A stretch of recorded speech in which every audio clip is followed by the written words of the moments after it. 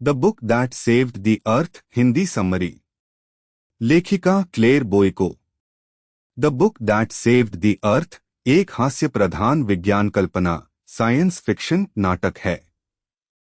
इसकी कहानी वर्ष 2040 की है, जब मंगल ग्रह मार्स के जीव पृथ्वी पर हमला करने की योजना बनाते हैं, लेकिन उनकी अपनी मूर्खता और गलतफहमियों के कारण यह हमला कभी नहीं हो पाता।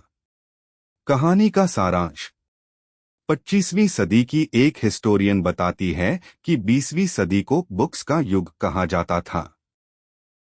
वह बताती है कि एक साधारण सी किताब ने पूरी पृथ्वी को मंगल ग्रह के आक्रमण से बचा लिया।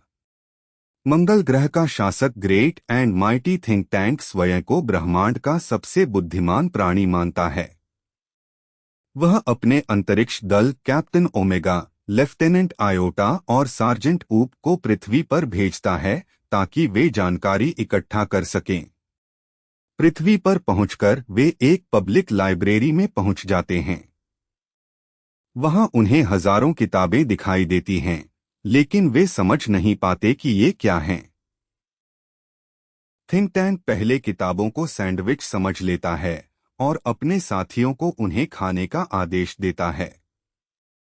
बाद में वह कहता है कि ये संचार कम्युनिकेशन के उपकरण हैं। अंत में वह उन्हें खोलकर पढ़ने का आदेश देता है। मार्शियन मदर गूज नामक नर्सरी राइम्स की पुस्तक पढ़ते हैं। वे मिस्ट्रेस मेरी, हे डिड्डल डिड्डल और हम्टी डम्प्टी जैसी कविताओं का अर्थ पूरी तरह गलत निकालते हैं। उन्हें लगता है कि पृथ्वीवासी चांदी उगा सकते हैं, गायों को चांद पर भेज सकते हैं और उनकी तकनीक मंगल से भी अधिक विकसित है।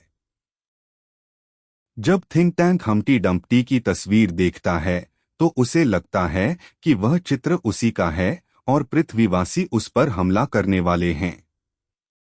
डर के कारण वह तुरंत पृथ्वी पर आक्रमण रद्द कर देता है और पूरे मंगल ग्रह को खाली कराकर दूर स्थित अल्फा सेंटोरी भागने का आदेश देता है। इस प्रकार एक साधारण बच्चों की किताब पृथ्वी को विनाश से बचा लेती है। अंत में हिस्टोरियन बताती है कि कई सौ वर्षों बाद पृथ्वी और मंगल के बीच मित्रता हो गई। पृथ्वीवासियों ने मंगलवासियों को किताबें पढ़ना सिखाया और उनके लिए एक पुस्तकालय भी बनाया।